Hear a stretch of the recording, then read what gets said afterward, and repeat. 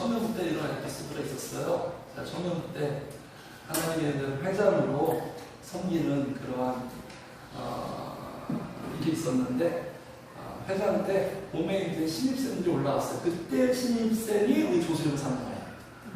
제가 청년부 회장할 때 4학년 때 1학년 신입생이 올라왔는데 많이 올라왔어요. 고등부에서 많이 올려보내서 거의 막 30명인가 올려서 걔들이 이제 대학교 가면 막 타락하잖아요. 고등부 때까지만 해도 착실하게 신앙생활 하다가 대학교 가면 막 세상 문화에 빠지고 막 교회도 안 나오고 이런 게 딱 눈에 훤히 보이니까 기선을 제압하려고 대학교 MT보다 교회에서 먼저 신입생 MT를 하자.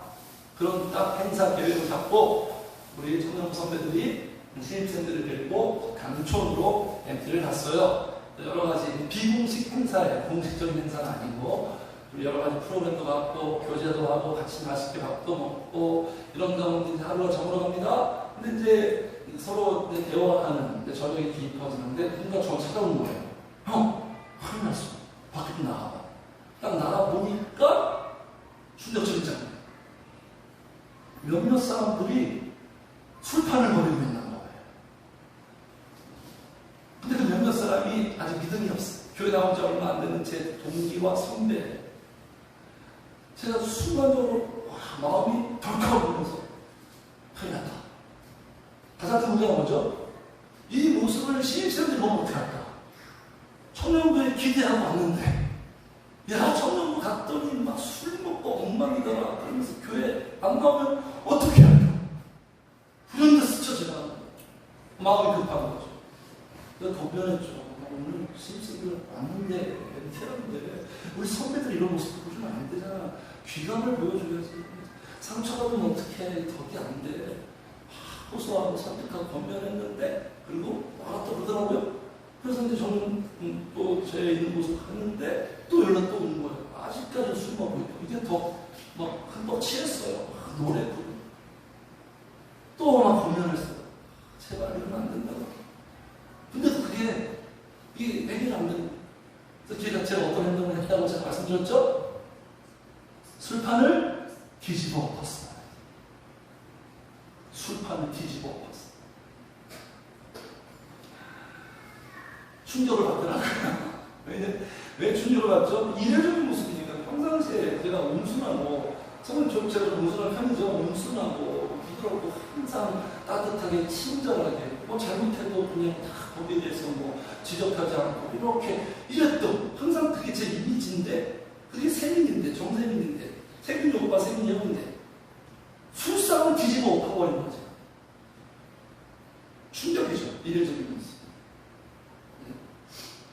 그렇잖아요. 온순한 사람을 화내면 더 충격적이잖아요. 그죠? 화도 하나도 안 내고 천사표 같은 사람이 화를 내면 활짝 놀라잖아요. 우리가 의미 부여를 하잖아요. 제가 왜 저러지? 뭔가 이유가 있겠지. 그런 에피소드가 있어요. 자, 본문이 좀 흡사한 장면인데 본문이 굉장히 이례적인 장면인 거 아시죠? 그죠? 왜 이런 장면이죠? 예수님께서 자비롭고 온유하신 예수님께서 분노를 표출하십니다. 분노를 표출. 네? 자, 성도님들, 우리 주님이요 한없이 막 웃으시고 이래도 그만 저래도 그만 그런 분 아닙니다. 우리 하나님을 어떻게 해야 됩니까? 사랑의 하나님, 또 한편에는 공의의 하나님이에요. 네? 공의의 하나님. 자, 분노를 표출하죠. 분노. 자, 그래서 여기 본문을 보겠습니다.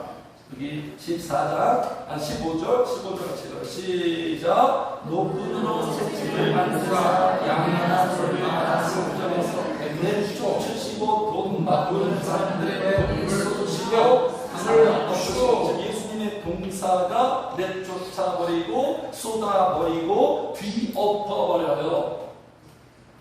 상당히 과격한 행동을 합니다. 강경적인, 마치 무슨 용역업체 직원들이 하는 행동들을 예수님께서 지금 여기 있어요. 평상시에 한 번도 이런 모습을 볼 수 없었던 분이잖아요. 한 번도 이런 적이 없었죠, 예수님께서. 예수님이 참 이상해요. 어떻게 보면 예수님이 이상해요. 그래서 이 행동을 보고 마태복음은 이렇게 사람들이 얘기합니다. 자, 보세요. 대제사장들과 서기관들이 예수께서 하시는 방금 같은 행동, 하시는 어떤 일? 이상한 일. 왜 저래, 쟤네? 지금 행사, 우리 축제 지금 하고 있는데 분위기 망치는 거 아니야? 그래가지고 열받았어요. 뚜껑이 열렸어요. 이상한 일. 다시 한번 말씀드릴게요. 주님은 모든 일에 다 그냥 이래도 저래도 다 좋으신 분이 아니에요. 주님은 언제 분노하시고, 성도님들? 이건 그냥 기본적으로 알고 계시죠? 언제 분노하세요? 불의한 일. 네? 악한 것에, 죄악에. 그래서 징계하고 심판하잖아요. 구약에 이런 표현 많잖아요. 하나님이 진노하시고. 주님이 진노하십니다. 모든 게 좋은 게 아니에요. 하나님이 인격이잖아요. 우리가 하나님 닮는 거예요. 우리의 이런 모습들, 인격적인 모습들. 그래서 성도님들, 우리가요, 예수님처럼 점점 닮아가고 완성되어져 간다는 모습은 어떤 모습이냐면 예수님과 같이 반응하는 똑같이. 그러니까 성도도요, 분노할 줄 알아야 되는 거예요. 예수님이 미워하는 거 똑같이 미워하는 거예요. 예수님이 싫어하는 거 똑같이 싫어하는 거예요. 거룩한 분노죠. 성향이 같아지는 거예요. 우리 속이 같아지는 거죠. 변화되는 거잖아요. 예수님과 취향이 같아져요. 이게 성장이에요. 전에 좋았던 것이 이제 싫어지기 시작해요. 전에는 싫었던 것이 이제 좋아지는 거죠. 이런 변화가 일어나는 거예요. 변화. 하나님이 좋아하는 건 나도 좋아. 그렇죠? 하나님이 머무는 곳에 나도 머무는 거예요. 하나님과 함께 이렇게 동고동락하는 게 예수님처럼 되어져 가는 거고 우리의 신앙이 좋아지는 거예요. 우리에게 그런 감정이 일어나는 거예요. 하나님이 싫어하는 거 나 싫어해야 돼. 하나님이 분노하는 거 내가 분노할 줄 알아야 되는 거예요. 거룩한 분노. 그래서 구약의 비느하스라는 그 레위 지파 사람이 이스라엘 백성들이 타락할 때 순간 분노가 치밀어서 창으로 그러니까 서로 성관계하고 있는 거예요. 성관계. 등을 뚫어버렸어요. 남자 등이 뚫리면서 여자 배까지 뚫려가지고. 비느하스가 이렇게 했을 때 하나님의 진노가 멈췄어요. 하나님이 기뻐하셨다고요. 인간적으로는 어떻게 그럴 수 있어? 그렇죠? 그러면 안 되잖아요. 항상 뭐 화도 참고 항상 다 좋은데 아니에요. 하나님이 싫어하는 걸 싫어해요. 하나님이 분노하는 걸 우리가 분노하고. 자, 왜 이렇게 분노가 표출, 왜 이렇게 과격하게 행동했다고요? 자, 무엇을 보시고 14절입니다. 14절. 같이 읽어요. 시작. 성전 안에서 소와 양과 미르게 가는 사람들과 돈 갚는 사람들이 앉아있는 것을 보시고. 예수님은 항상 보십니다. 주로 보시는 곳이 교회예요. 교회. 성도를 보십니다. 성도를. 주님이 보실 때 우리 교회, 주님이 보실 때 나는 지금 주님에게 어떤 모습일까요? 하나님 보시기에가 중요한 거예요. 내가 보기에가 중요한 게 아니라 사람들이 보기에도 중요한 게 아니에요. 하나님이 보시기에 우리 교회는, 우리 가족은 나는 어떤 모습일까? 이게 중요한 기준이겠죠. 지금 성전 안에서 지금 뭐하고 있는 거예요? 소, 양, 비둘기, 이게 다 이제 6월절 제물들이잖아요. 그걸 다 팔고 있고, 그리고 돈 바꾸는 사람들이 있고.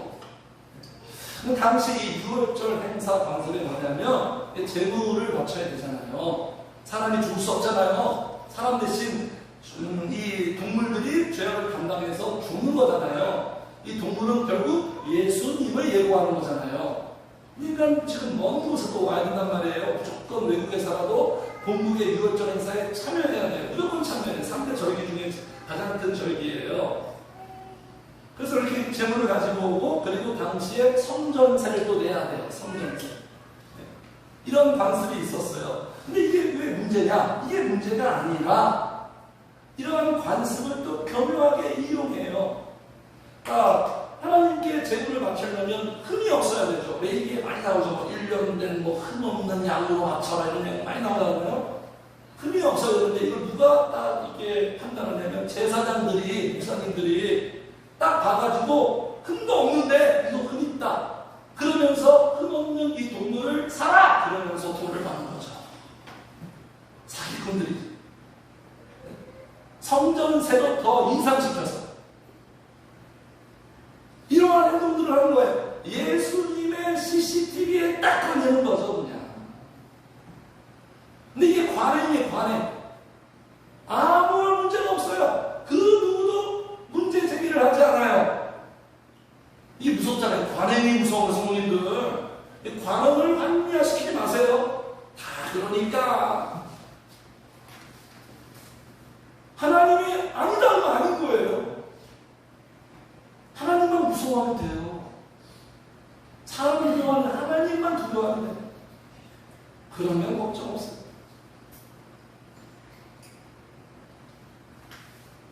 예수님한테 딱 이걸 본 거예요. 성도님들 이 모습이 정상이에요? 비정상이에요? 비정상이죠? 정상 아니죠? 이거 그냥 가벼운 문제입니까? 심각한 문제입니까? 어떻게 생각하세요, 성도님들? 네? 그러니까 주님이 보시기에 이게 교회냐? 이게 교회냐? 교회가 왜 이러냐? 주님 보시기에 교회가 엉망진창인 거예요. 엉망진창.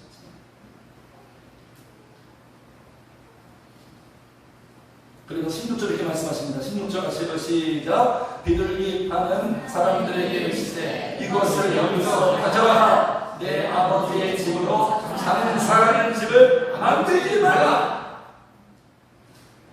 이 말씀을 하실 때 예수님의 심정이 어떻겠어요? 네? 그냥 가볍게 평범하게 말씀하셨을까요? 천자가 뒤에 흔들렸을 것 같아요.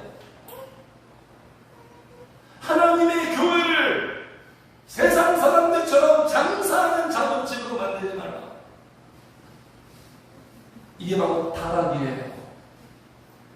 교회가 장사하는 집이 됐을 때 타락이에요. 부모님들. 이거 예수님이 제일 싫어해요. 여기에서 교회는 우리 늘충만 교회뿐만 아니라 우리 한 사람 한 사람이 다 교회예요. 교회. 내가 교회예요. 내가 하나님께 예배하는 인간이 되어야 되는데 이렇게 장사하는 인간, 돈에 눈이 멀어서 장사하는 물질 만듦을 추구하는 하나님이 제일 싫어해요.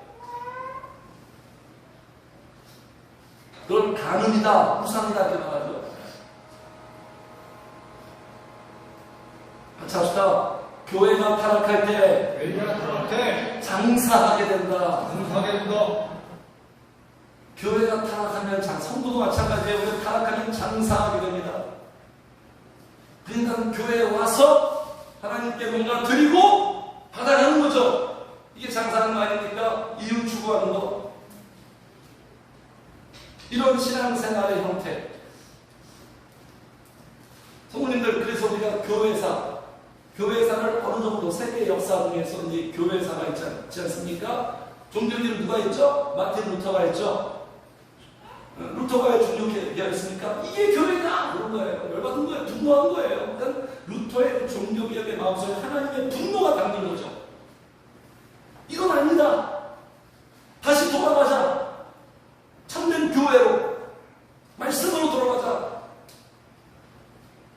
하나님은 한 사람을 통해서 역사를 바꿔요. 쪽수가 문제가 아니에요. 쪽수가. 지금 내가 가지고 있는 어떤 그게 문제가 아니에요. 내가 중요한 내가. 하나님이 부족한 게 있어요? 하나님이 못하는 게 있어요? 한 사람을 통해서도 역사를 바꾸시는 겁니다. 말씀 보세요. 다 한 사람. 모세 한 사람, 요셉 한 사람, 다윗 한 사람, 바울 한 사람.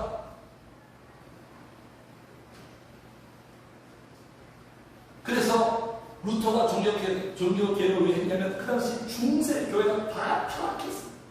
그러니까 교회의 타락은 더 근본적으로 얘기하면 목회자 타락이에요. 목회자 타락. 목회자의 타락이 교회 타락이에요. 물론 성도들도 문제 있겠죠. 근데 대부분 80~90%는 다 목회자의 타락이에요. 당시에 그 교황들 다 타락하고 중세교가 어떻게 타락했냐면 성도님들 우리가 죄를 사함 받으려면 어떻게 사함 받죠? 회개해야죠. 누구한테? 하나님께.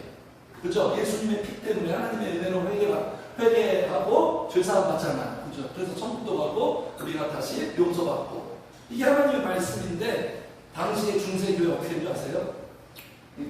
예수님 이렇게 그죠? 예수님 목구으로 막 이렇게 예수님이에요. 막 목구는. 이게 뭐냐면 이 사람들이 왜 이게 지도자들이에요? 당시에 사진은 없으니까 그 당시 사진 그림. 어떻게 죄를 용서하냐면 돈을 주면 죄가 용서돼요. 들어본 적 있어요? 역사상 이런 일들이 있었어요. 중세 교회가 아무도 문제 삼지 않았어요. 이렇게까지 받아들이셨어요. 생각해보세요. 성도님들 오늘 이렇게 교회 왔는데 나 오늘 회개해야겠다. 나 오늘 좀 회복해야겠다. 그런 마음으로 왔어요. 그러면 기도하고 찬양하고 예배 속에 성령의 은혜를 구해야 되는데 돈 가지고 와, 돈. 정세민 목사가 회개하려면 100만 원. 이 말이 돼요 이게? 이 코미디 같은 게 현실이었다니까요. 중세교회 때 모든 교회, 유럽 교회가 다 그래서 독일, 영국 다 그랬어요. 다. 이런 타락 장사하는 집이 됐어요. 교회가. 우리 교회도 제가 말씀드렸죠. 에피소드. 우리 교회도 전 목사님이 안수하는데 50만 원 받았다고. 야, 저는 날마다 안수하는데 그러면 50만 원씩 받았네. 금방 부자 되겠네. 그게 불과 몇십 년 전 이야기예요. 안수해 주는데 50만 원을 받아요. 50만 원을 요구하고 또 송금도 드려요. 그러면 이 공간은 이게 지금은 늙친만 교회인데 10년 전에는 이 공간에서 똑같이 예배드리고 그런 일이 있었는데 우리가 앉아있는 공간에서 목사님이 안수하면 성도가 50만 원을 내빼는 거예요. 이 공간에서 지금 이 공간에서.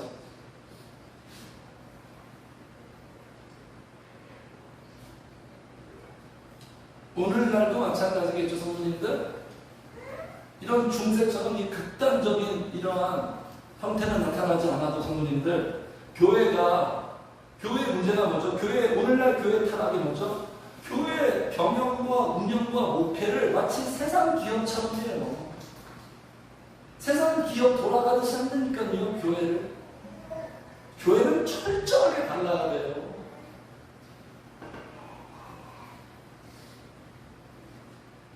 교회는 부를 축적하는 곳이 아니에요. 대형교회 가보세요. 정말 재정 상태가 상상을 초월합니다. 그걸 주님이 다 나누라고 주신 거죠. 물질은 다 나누라고 주신 거예요. 쌓아 놓으면 안 돼요. 저하고 예람이 엄마의 철학이 있습니다. 우리 교회는 재정이 부족하지만 우리 교회 재정 없어요. 재정이 좀 생기면 무조건 나누려고 해요. 개척교회 어렵지만 생활이 불편할지라도 나누는 거예요. 물질을 나눠야 돼요. 그런 목적을 주신 하나님이. 내가 쌓으려고 할 때 거기서부터 온갖 여러 가지 막 그냥 복잡한 일들이 생기는 거죠. 매이게 되는 거죠. 그래서 오늘날 교회를 이렇게 비판하잖아요. 예수 주식회사라고. 예수 주식회사. 그냥 교회를 어떻게 하면 교회 규모를 확장시키려고 인위적인 방식, 세상적인 방식을 다 동원하고 부흥이라는 명목 아래 어떻게 하면 자기의 욕망을 충족하려고. 이게 참 사람들이 아니면 뭐겠습니까? 부모님. 개척을 하면 개척되는 사람이 안 오니까 일단 건물부터 짓고 보자. 건물을 지으려면 돈이 있어야 되는데 돈 없으니까 무조건 은행에서 대출을 받아요. 일단 짓고 보는 거예요. 나중에 다 해결하면 되지. 대출 받아서 교회 짓습니다. 저는 무리한 행동을 해요.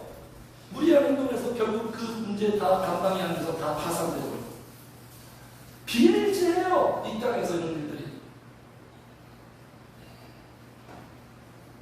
그게 아닌데, 그게 중요한 게 아닌데, 예수님의 의도와 포인트는 그게 아닌데 쓸데없는 일을 다 열심히 내고 있고. 그러니까 교회 어떻게 하면 지금 교회 성도들의 영적 상태는 어떤가, 성장하고 있는가, 하나님의 기쁨이 되고 살아있는가? 우리의 신앙은 괜찮은가? 이런 것들을 우리가 점검하고 고민하지 않고 어떻게 하면 교회에 사람들만 많이 모이면 되는 거야. 사람들만 많이 모이게 해서 그냥 이벤트하고 여러 가지 프로그램 막 하고 연예인들 막 부르고, 저는 어떤 우리나라에 그래도 건강하고 정통성 있는 교회라고 하는 그 교회에서 전도 행사를 하는데 연예인이 딱 나오더라고요. 가수가 딱 나오자마자 자기 히트곡 부르더라고요. 얼마나 충격인지. 물론 의도가 있어요. 성도들과의 어떤 눈높이, 성도들의 문화적인 접근을 위해서 그렇게 교회에 깊숙이 들어가기 위해서 그런 방법을 동원했겠죠. 그래도 그건 아닌 거죠. 어떻게 하나님의 교회에서, 아니 연예인 부르면 좋죠. 근데 연예인이 찬양을 부르면 얼마나 좋아요. 그런데 나오자마자 갈라에서 자기의 히트곡을 막 부르고 사람들은 좋다 말이지. 목적이 뭡니까? 무조건 교회 사람이 오게 하는 거예요. 총회장, 우리나라 총회장 출신 교회, 큰 교회는 전도할 때 돈을 준답니다. 돈을 2만 원씩 준대요. 우와, 예산이 얼마나 빵빵하길래 전도할 때 2만 원 줄까요? 2만 원 줘서 전도해서 교회 데리고 와요. 물질을 이용해서.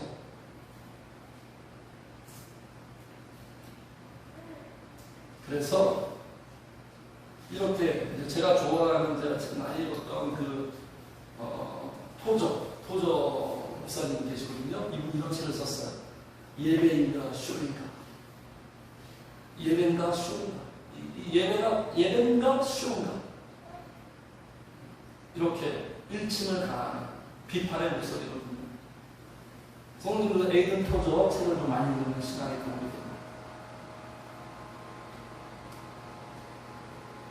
성도님들, 예배는 누구한테 맞춰야 되는 거예요? 예배의 모든 프로그램들, 모든 이런 순서들을 누구한테 맞춰야 되는 거예요? 물론 제가 쌍팔년도 무조건 그런 주먹구구식으로 그렇게 가는 극단적 보수주의자가 되는 얘기가 아니에요. 지혜가 있어야겠죠, 지혜. 감각적으로 섬세하게 잘 터치하면서. 본질을 잃어버리면 안 돼요, 본질. 예배는 누구한테 맞추는 거예요? 사람한테 맞추는 거예요? 하나님께 맞추는 거예요? 하나님께 맞추고 하나님께 예배 드리는 거잖아요. 근데 예배 중심이 너무 사람에게 쏠려있어요. 사람들이 좋아하는 스타일, 사람들이 선호하는 스타일. 하나님은 안중에도 없어요. 그냥 사람이 만족하면 돼, 사람. 이게 교회가 장사하는 교회예요. 타락한 거예요. 하나님을 만족시키고 하나님께 맞춰야 되는데 사람한테 다 맞춰요, 사람한테. 사람들이 어떻게 해서든지 여기에 정착하게 하게끔. 가면 안 되니까, 사람들이.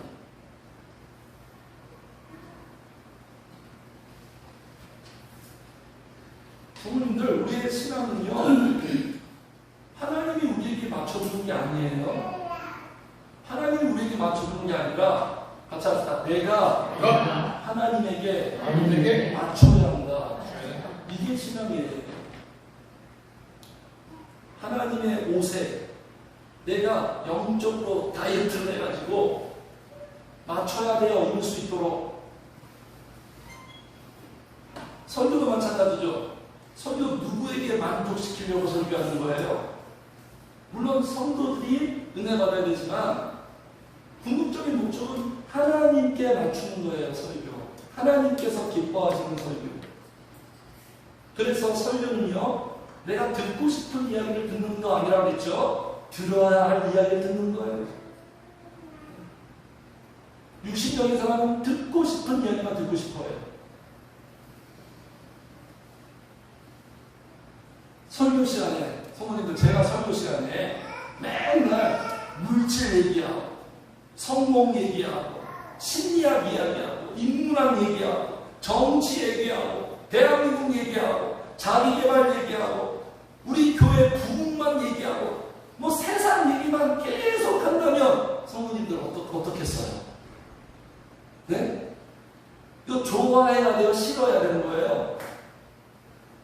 분노가 지리로 올라야죠. 분노가. 싫어해야죠. 근데 이거 좋아한다니까요. 오늘날 성도들이. 이렇게 설교하기를 좋아해요. 목사님 실력 있다고.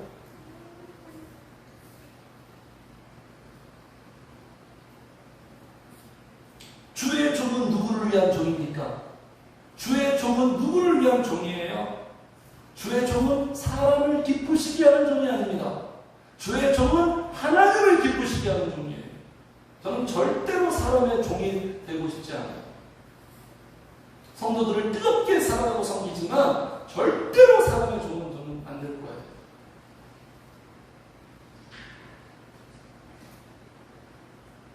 자, 그래서 성도님들, 예수님이 지금 보시는 곳이 어디라고요? 성도님들 14절에 어디를 보신다고? 성전을. 이런 데 보지 않아요. 무슨 청와대에 관심 별로 없어요. 전혀 없는 건 아니지만 주님이 보시는 시선이 청와대도 아니고 그리고 무슨 국회의사당도 아니에요. 주님이 보시는 시선은 언제나 어디입니까? 교회. 성도예요. 자, 성경의 마지막 권 뭐죠? 요한계시록에 예수님이 요한을 통해서 메시지를 주는데 어디에다 메시지를 줍니까?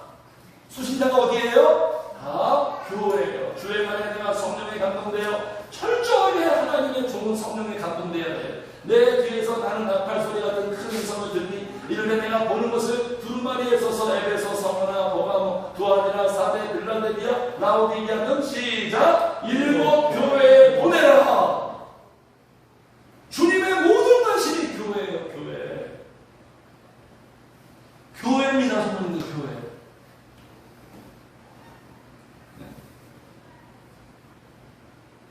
왜 그러실까요? 왜 주님이 왜 그러실까요? 왜 오늘 본문에서 이렇게 과격한 행동을 하십니까? 왜 여기를 보십니까? 그 이유는 너무나 분명하죠. 사랑하십니까?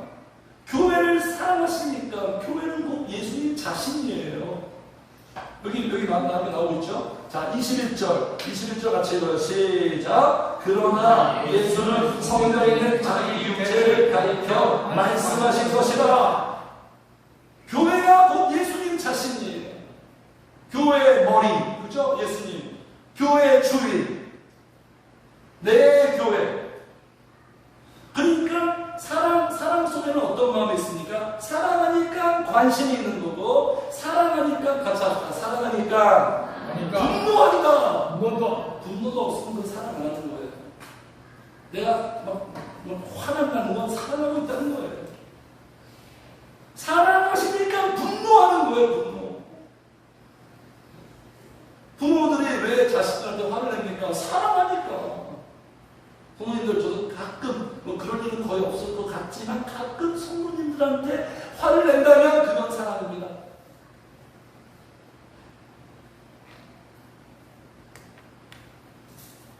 그래서 성도님들 똑같아요. 예수님처럼 성도도 주님을 사랑하는 사람은요. 자, 주님을 사랑하는 사람은 교회를 사랑한다. 틀림없어. 주님 사랑하는데 교회에 관심도 없다. 이건 주님 사랑하지 않는 거예요. 주님 사랑하는 사람들은 교회를 사랑할 수밖에 없어요. 사랑은 관심이니까.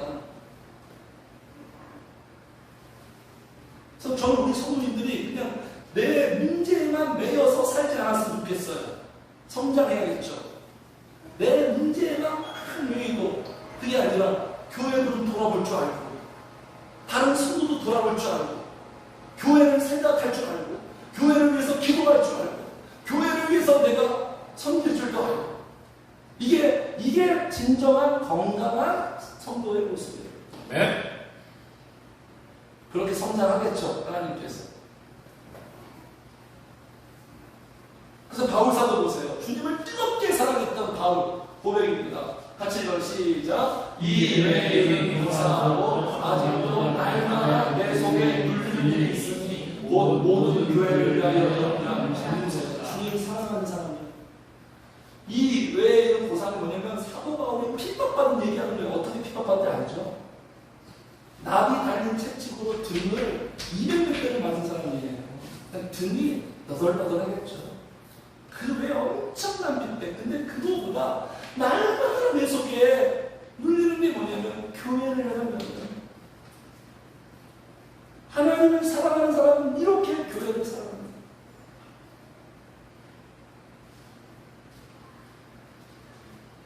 사랑하기 때문에 이렇게 분노하시고, 또 왜 분노했을까요?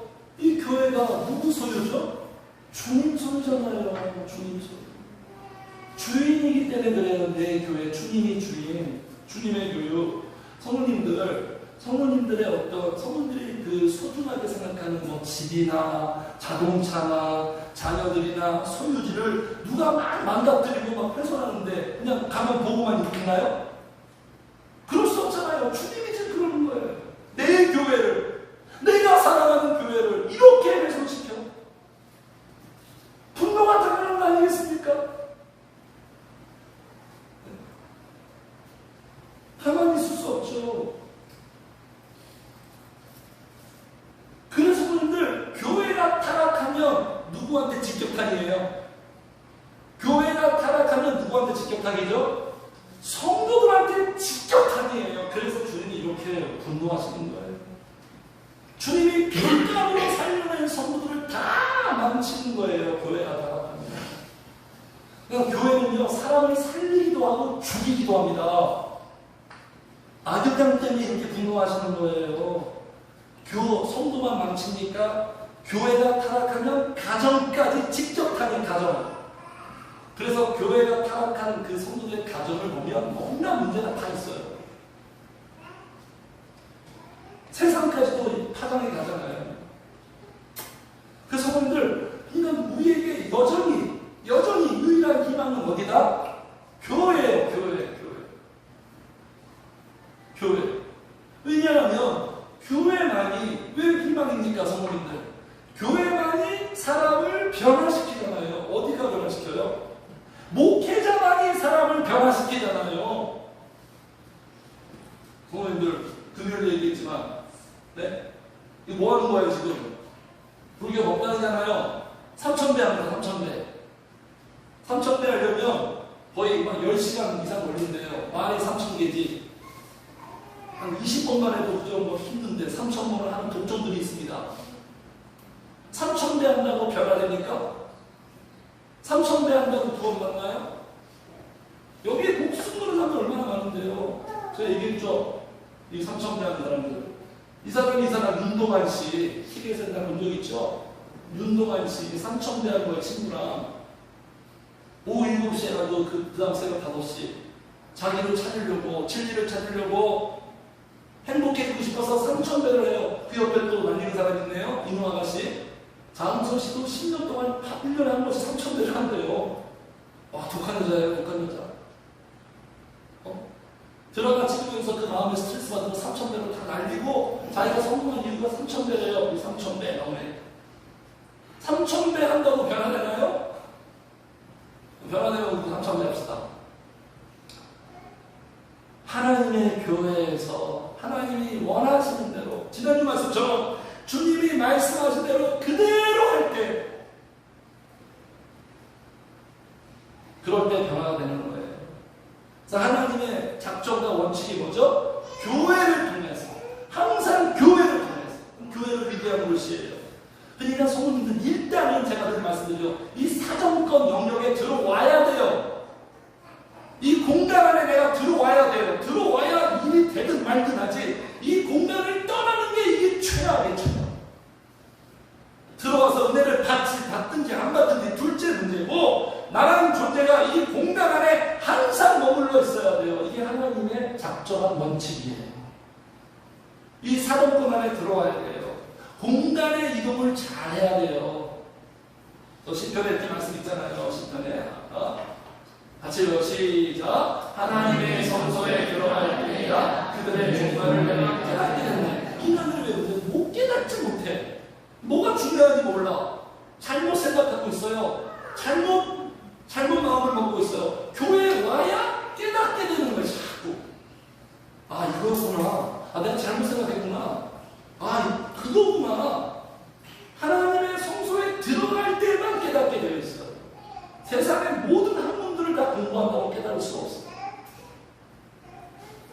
그래서 여기 누가복음에, 그래서 여기 같이 읽겠습니다. 시작. 주께서 택하시고 가까이 있게 하사 주의 뜰에 살게 하신 사람은 복이 있나이다. 우리가 주의 집, 곧 주의 성령의 아름다움으로 만족하는 얼마나 큰 복이에요. 주님이 택하셔서 교회로 이끄셔서 성전 안에서 만족하게 되는, 다른 데 만족이 없어요. 다윗이 이것만을 원했잖아요. 한 가지를 바란다 했잖아요. 자, 그래서 이제 우리가 좀 생각하겠습니다. 왜 이렇게 타락했을까요? 원인은 너무나 불보듯 뻔하죠. 타락의 원인이 뭐라고 생각하십니까, 우리 성도님들? 왜 장사는 됐습니까? 하나님의 교회가, 이 영광스러운 교회가. 네? 모든 문제는 원인이 있다 그랬죠? 타락의 원인이 뭔지 아십니까? 같이 합시다. 정체성을 잃어버렸다. 무슨 정체성? 교회의 정체성. 교회의 정체성은 뭐예요, 성도님들? 교회는 어떤 것인지 아시죠? 교회의 정체성. 자, 같이 읽어요. 시작! 이에 가르쳐 이르시되 기록된 바 내 집은 만민이 기도하는 집이라 칭찬을 받으리라고 하지 아니하였느냐. 너희는 강도의 소굴을 만들었도다. 자, 교회의 정체성은 어떤 곳이다? 기도하는 집. 기도하는 집이에요. 이거는 교회뿐만 아니라 성도의 정체성이에요. 성도는 누구냐? 기도하는 사람이에요. 기도하지 않는 성도는 글쎄요, 성도라고 말할 수 있을까요?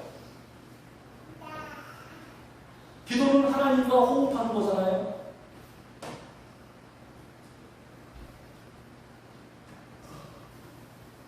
성도는 그래서 제가 좋아하는 표현, 기도하는 대로의 존재예요. 기도하는 것만큼 비례하는 거예요, 우리 삶은. 기도가 바로 흩어져, 성도님들. 이런 말이 있잖아요. 기도가 약하면 다 약하고, 기도가 신통치 못하면 다 신통치 못하다. 난 항상 내 삶의 영적 자가 진단을, 내 기도 생활을 진단하면 되는 거예요. 그러면 딱 답이 나오게 되어 있어요. 그렇지 않습니까? 성도님들 행복하고 기쁘고 잘 살 때, 그때 보세요. 그때는 뭔가 다 기도하고 있었을걸요. 기도가 잘 됐을걸요. 그런데 내 삶이 무너지고 막 엉망되고 막 힘들고 그때 뭔가 기도 안 했을 거예요. 기도가 문제가 있었을 거예요. 틀림없어요. 바로 인터넷. 기도의 부재예요. 기도하는 집이 정체성을 상실하면 어떻게 된다? 같이 강도의 소굴이 되는 거예요. 강도의 소굴. 이 강도는 누구죠? 마귀의 소굴이 되는 거예요. 마귀는 철저하게 장사하게 만들어요. 훼손시켜요. 파괴해요. 하나님이 귀하게 여기는 걸 다 파괴해요. 소굴은 뭡니까? 본거지 되는 거예요. 교회가 강도의 소굴이 돼요. 교회가 성령님이 운행하는 곳이 돼야 되는데 강도의 소굴이 되어요. 그래서 성도님들 기도하지 않으면 사로잡히게 되어 있어요. 매이게 되어 있어요. 무조건 그래요. 무조건. 네? 누구한테? 마귀한테 사로잡히고 매여. 내 마음이 우리의 가정이, 우리 교회가 강도의 소굴이 돼요. 강도의 소굴. 네? 그래서 마귀가 사로잡히면 어디에 매이게 한다? 육신에 매이게 돼요. 육신. 철저하게 육신대로. 육신. 네? 그리고 너의 감정, 너의 생각, 너의 자신에 매이고, 금요일날 제가 다 말씀드렸죠. 세상에 매이고, 내 삶의 문제에 매이고, 자유가 없어요. 마귀가 역사하는 마음에 자유가 없어요. 언제 자유가 있다고요? 성령님께 매여야. 성령님께 매여야 자유가 있죠. 성령님과의 관계가 느슨해지고 풀리면 그때부터 이제 매이기 시작합니다. 그러니까 마귀의 소굴이 되는 건 마귀가 활개를 치는 거예요. 성령님도 내 마음에 성령님이 운행하게 해야 돼요. 성령님이 활개치게 되는데, 마귀가 활개쳐요. 마귀가 활개치면 농담당이죠. 마귀가 활개치면 우리의 마음에 어떻게 됐습니까? 강도의 소굴, 거기에 행복이 있을까요? 기쁨이 있을까요? 평안이 있을까요? 소망이 있을까요? 사랑이 있을까요? 강도의 소금은 지옥이잖아요. 마음이 강도의 소금이면 어떻게 됩니까? 자꾸 죽어요. 마음이 죽어. 성령님은 자꾸 살리고 마음이 자꾸 죽어요. 그리고 마음이 점점 어두워져요. 어두워져. 모든 의욕이 다 상실되어요.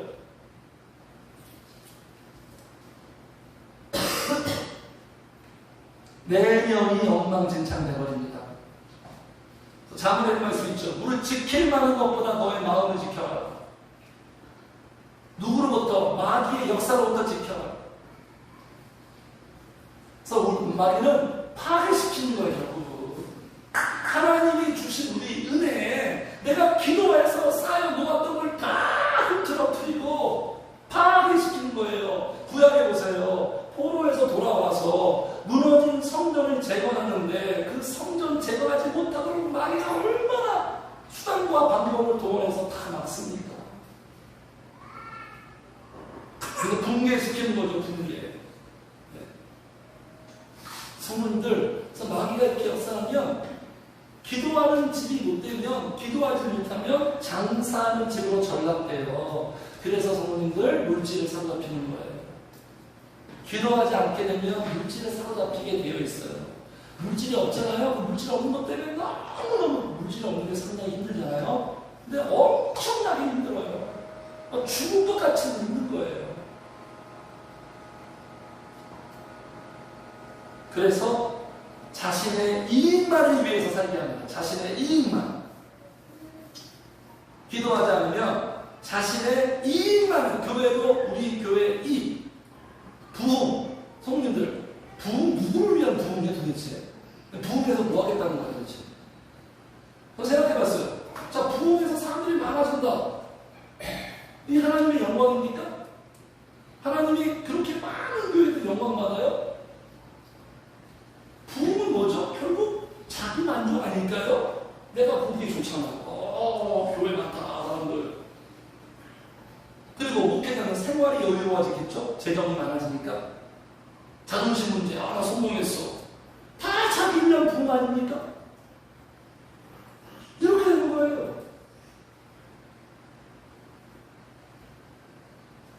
그래서 성도님들, 여기 보세요. 여기, 자, 17절. 같이 읽어, 17절. 시작. 제자들이 성경 말씀에 주의 이름을 사모하는 열심히 나를 삼기로 하는 것을 기억하라. 신약 말씀인데 이게 뭐냐면 주의 전을 사모하는 열심이 예수님이에요.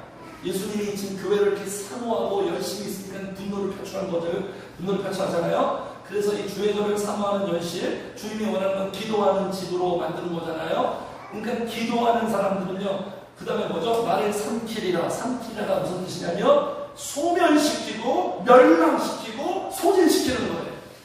그로 무슨 뜻입니까? 같이 합시다. 기도하는 자를 마귀는 삼키려 한다. 삼키려 해요. 종교 지도자들이 예수님 죽이려고 덤벼들어요. 절대로 예수님의 행동 지지하지 않습니다. 인정하지 않아요. 회개도 안 해요. 그러니까 기도하는 자들은 마귀한테 타깃이에요. 타깃으로 블랙리스트잖아요. 마귀의 나라에 위협을 주는 존재예요. 자기가 살기 위해 어떻게 해서든 우리의 기도를 무너뜨려야 돼요. 제가 말씀드렸죠. 마귀가 제일 싫어하고 무서워하는 게 기도라고요. 딱 한 가지예요. 기도만 안 하게 하면 되는 거예요. 교회가 다른 건 다 해요. 정말 알차게 잘해. 그런데 기도만 안 하면 돼, 교회가. 성도도 마찬가지로 다른 거 다 잘해. 야무지게 똘똘하게 잘해. 그런데 기도만 못하게 만들어요. 이게 결정적인 거예요. 교묘한 거예요. 본인은 몰라요. 잘하고 있는 줄 알아요. 내가 이게 열심히 내가 신앙생활하고 있는. 목회도 착각하죠? 교회 막 사람 많고 뭐 활성화되어 있는 분위기. 함정.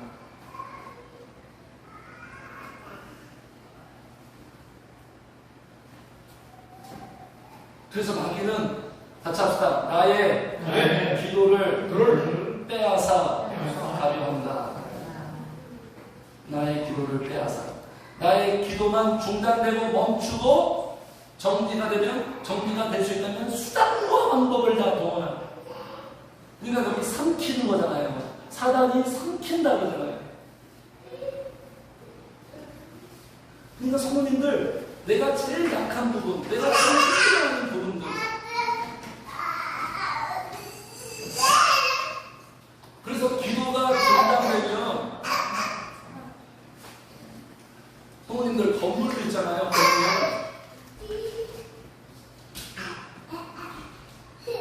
그냥 그 허와 벌판보다 공사가 시작됐는데 중단된 건물이 얼마나 흉측합니까?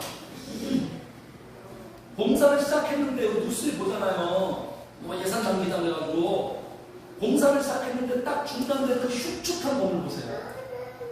그걸 말하는 거예요. 기도하는 성도님들, 왜 우리가 기도하는 신앙을 만들어야 되느냐? 잡시다. 기도하면 표적이 나타난다. 표적이 나타나요. 표적이 뭐죠? 기적이에요. 기적. 자, 여기 있는 사람 보세요. 예수님의 행동을 이해하지 못하고 막 문제 삼아서 이렇게 말합니다. 18절. 이에 유대인들이 대답하여 예수께 말하기를, 내가 이런 일을 행하니 무슨 표적을 우리에게 보이겠느냐? 표적을 구하는 거야. 네가 뭔데 이런 일을 하지? 정답성으로 기적을 보이라는 거예요. 여기 23절을 보겠습니다. 6월절에 예수께서 예루살렘에 계시니 많은 사람이 그의 행하시는 무엇을 보고? 표적을 보고 그의 이름을 믿었으니. 그러니까 많은 사람들이 표적을 보고 신앙생활하는 거예요. 어떤 결과와 성과를 보고. 그러니까 예수님을 보고 신앙생활하는 게 아니라 예수님이 나한테 하는 거 보고, 예수님이 나한테 하는 거 보고 내가 결정할게요. 이렇게 접근하는 거죠. 그러니까 이런 사람들이 신기한 게 있어요. 야, 네가 기도하면 그래, 결과를 보여줘라. 너 기도하는 목사냐? 근데 교회는 왜 이래? 이런 생각 많이 있잖아요. 그 목사가 진짜라면 교회가 막 커지고 이러는 거 아니야? 성도도 마찬가지예요. 네가 기도하면 네 삶에 문제가 해결되는 거 아니니? 경제적 문제가 다 해결되고, 자녀 문제 해결되고, 건강의 문제 해결되고, 그걸 입증하란 말이야. 이게 아주 무서운 마귀의 심리예요. 그런 것 때문에 내가 딱 굳건하게 정리가 안 되면 막 헷갈리죠. 막 의식이 들고, 막 시험 들고. 응답을 그렇게 이해하면 안 됩니다. 내가 기도했더니 세상 사람들이 원하는 그 표적이 나한테 나타났다. 이렇게 생각하고 기도하면 큰 우상입니다. 마귀한테 그냥 함정에 빠지는 거예요. 이건 세상의 기준이죠. 세상의 기준.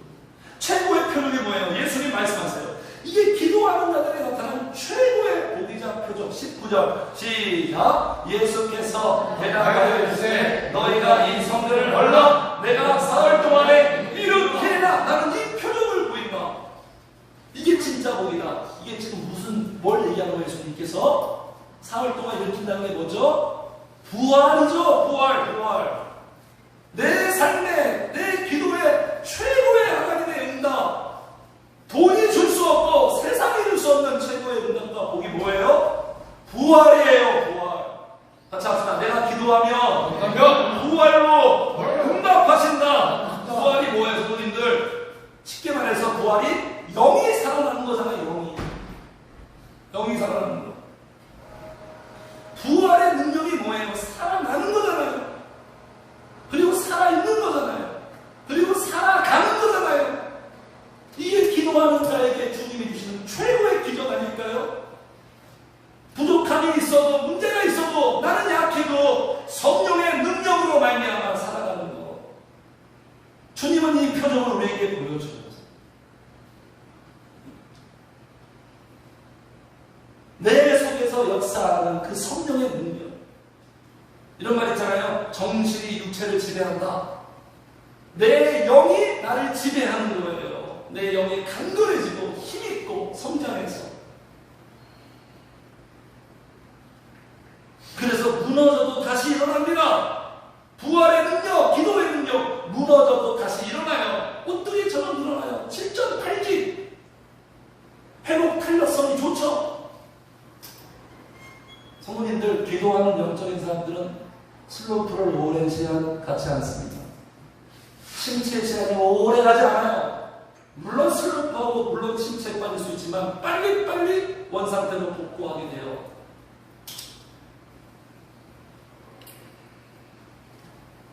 그래서 기도하는 사람은 뭘 깨닫냐? 야, 내가 사는 게 아니구나. 이 단순한 사실, 엄청난 사실. 내가 사는 게 아니구나. 돈으로 사는 게 아니구나. 세상에 어떤 그것으로 사는 게 아니라 성령의 능력으로 살아가는구나. 이걸 맛봐요. 삶의 현장에서 경험해요. 성령님이 나를 지키는구나. 나를 붙드시는구나. 네? 그래서 기도하는 사람은 어떤 것도 의존하지 않아요.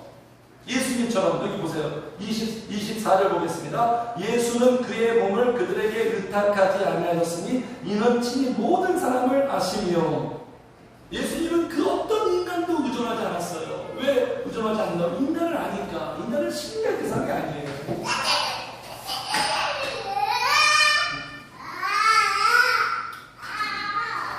성도님들 기도하면 인간을 알게 돼요. 나 자신을 알게 돼요.